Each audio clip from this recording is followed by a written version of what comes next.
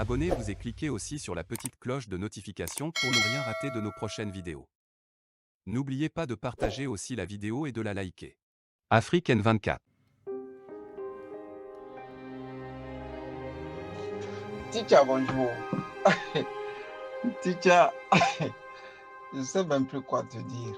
Effectivement, moi aussi, j'ai lu beaucoup de postings sur Twitter où les gens dissertent, les gens commentent, les gens sont heureux, les gens sont contents que le pouvoir au Togo veut mettre des mesures fortes pour les étudiants qui auront des bourses afin qu'ils reviennent mettre leur savoir au service du Togo.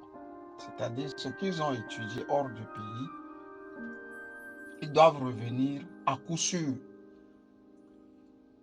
et mettre ce talent au service de la nation amaigrie, de la nation détruite, de la nation sans repère.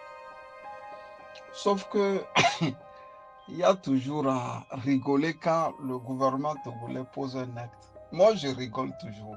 Je ne sais pas qui est toujours derrière, je dis derrière le rideau et qui avance des idées, afin de détourner l'attention des Togolais. Et puis ça prend sa mort. C'est seulement sa mort. Hein? Va sur Twitter, teacher, et relis un après l'autre les messages que les gens postent. Les gens disent c'est très bon, c'est une belle initiative. Sauf que le gouvernement togolais n'a jamais pris une initiative qui allait au bout de leur logique. Ils le prennent conformément aux humeurs de la journée, de la semaine. Et puis, ça mord toujours parce qu'ils ont toujours quoi dire ou faire pour détourner l'attention.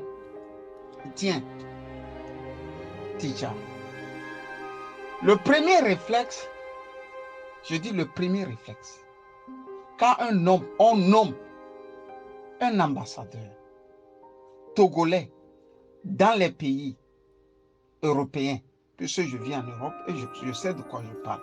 Je pouvais lister les noms ici à ne point finir, mais ça serait vraiment ridiculiser les familles en question, les ambassadeurs en question.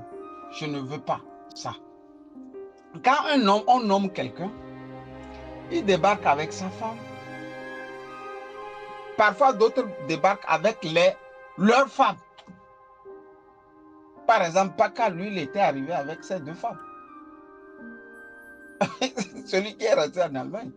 Ils débarquent avec leurs femmes, les enfants. Des fois, ils ajoutent des cousins et une bonne ou 2 bonnes. Qu'est-ce qu'ils font?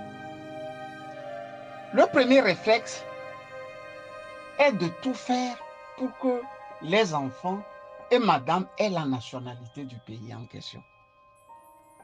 C'est le premier réflexe, ça.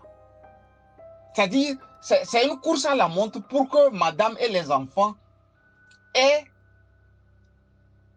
les papiers des Blancs. Et si vous remarquez à la fin de son mandat, si on le rappelle au Togo, il part dans la plupart des cas seul. Au mieux, il retourne avec madame ou mesdames, mais les mesdames ont leur papier.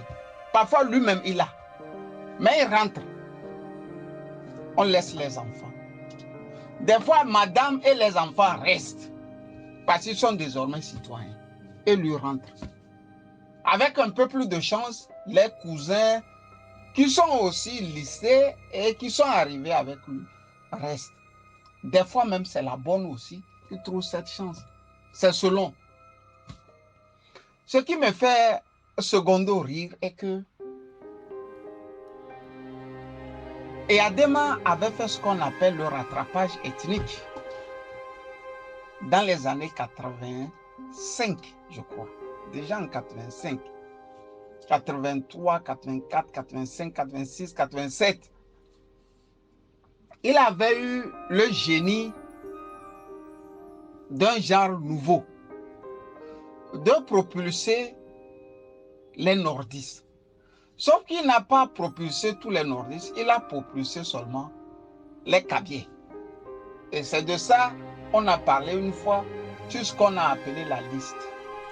Cette feuille blanche où chaque jeune cabier qui a le bac devrait aller écrire son nom en attendant que le sésame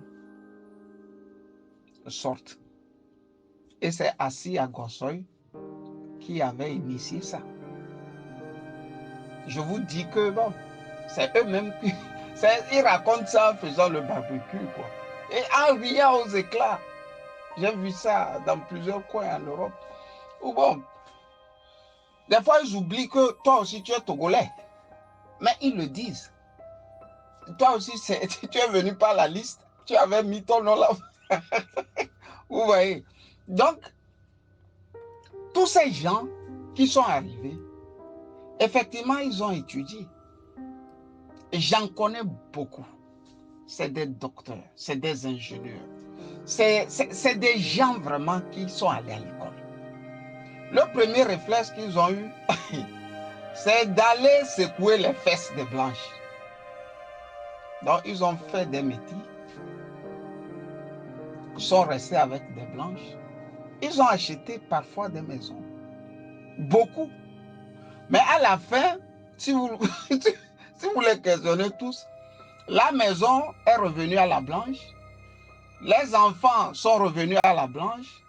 Et monsieur maintenant doit aller au pays rechercher sa sœur togolaise.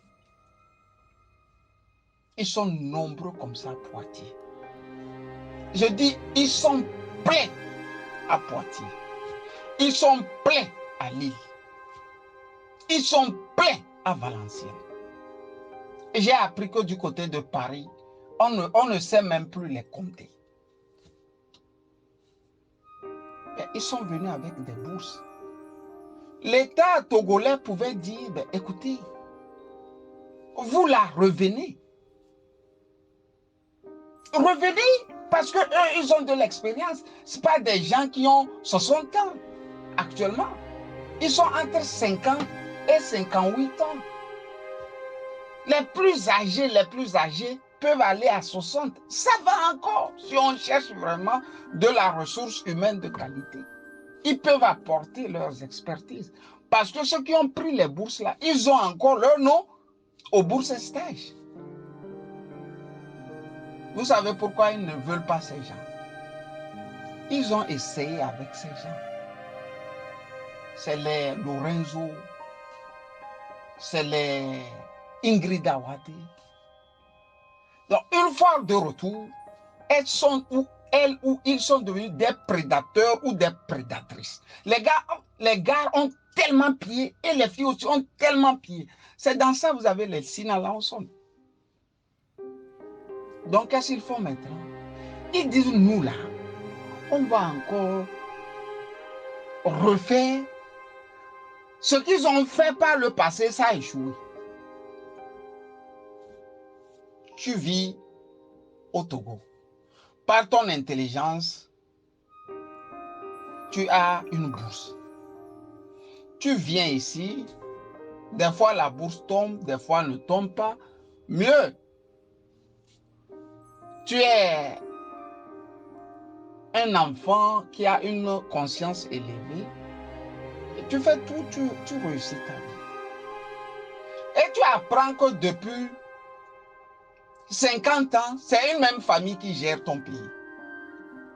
Mais, quelle volonté tu as pour retourner servir ce pays?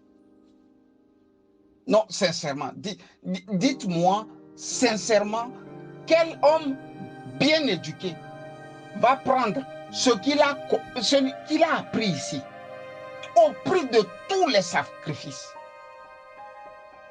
pour aller mettre ça au service de Fort Gnassingbé? Où on te dit de danser, de courir au rythme du champion togolais. Ou on te traque quand c'est trop, on t'empoisonne. Tu n'en veux même plus de toi, on trouve que tu es un opposant. On te met out. Vous voyez? Il faut laisser Faure Gnassingbé et ses amis faire ce qu'ils veulent faire. Tant que le Togo là, on ne l'aura pas mélangé, trouver des bonnes graines qui vont arriver, qui vont avoir le respect de la République. Nous n'allons pas nous en sortir. Dans le plan Marshall pour reconstruire le Japon, il était dit que des milliers de Japonais viennent aux États-Unis étudier. Ils sont arrivés à la Silicon Valley. Ils sont arrivés dans de prestigieuses universités américaines. Mais tout le monde sait que quand tu as fait de belles études aux États-Unis, tu as un bon salaire. Mais les Japonais sont tous rentrés pour construire maintenant le Japon. Ils ne sont pas restés parce qu'il y avait de bons salaires. Pourquoi ils ne sont pas restés? Parce qu'il y a ce qu'on appelle le civisme, l'amour de son pays. Tu vois l'ambassadeur, ton ambassadeur n'aime pas le pays. Sa femme n'aime pas le pays. Ses enfants n'aiment pas le pays. Toi, enfant de pauvre, pourquoi on veut que toi tu aimes le pays? C'est pour ça que beaucoup restent. J'avais déjà alerté sur ce cas dans un article dans les années 2013-2014. Kodjo Epou, si je me rappelle, m'avait écrit pour dire qu'il n'en avait jamais vu un article aussi puissant et détaillé. Même le professeur Gougué m'a écrit un petit mot pour me dire « Camus, c'est très bien ce que tu as écrit. » Vous voyez, c'est de ça nous souffrons. Moi, je ne vais pas aller mettre tout ce que j'ai connu ici en termes de merde au service du Togo pour la simple raison que Faure Gnassingbé est là. Parce qu'il ne va pas te permettre de booster tes ménages. Il veut que tu marches à son rythme, à lui. Et quand il y a des élections, tu dois l'aider à traquer les opposants, à mettre ton génie au service du vol, du pillage. Ils ont ramené beaucoup de l'extérieur, mais c'est des prédateurs, c'est des voleurs ils ont ramené. Ils n'en peuvent plus. Vous voyez les Korokoro, ou les, comment ils appellent, Kokoriko, Kokoroko, je ne sais pas. Pour être franc, je ne connais pas son nom, vous verrez m'excuser, Ticha. C'est des voleurs. Sont tous devenus des voleurs, des pourris de la République. C'est les pourris là qui disent qu'ils vont mettre des cales, ils vont mettre des freins, ils vont mettre je ne sais quoi pour que les étudiants reviennent. Quand tu les demandes, où sont eux-mêmes leurs enfants, leurs femmes? Ils sont en Europe. Quand leurs enfants sont enceintes, leurs femmes, pardon, sont enceintes, le rêve est qu'ils aillent aux États-Unis accoucher. Parce qu'il paraîtrait, là-bas, quand tu accouches là, l'enfant peut, parce qu'il est né sur le territoire états-unien, il peut avoir droit à la nationalité. C'est-à-dire le dirigeant même ne croit pas en son pays et veut que le dirigeant croit. Vous voyez le paradoxe? Ticha, bonne journée. Nous sommes vraiment au Gondwana. Bonne journée, bye bye.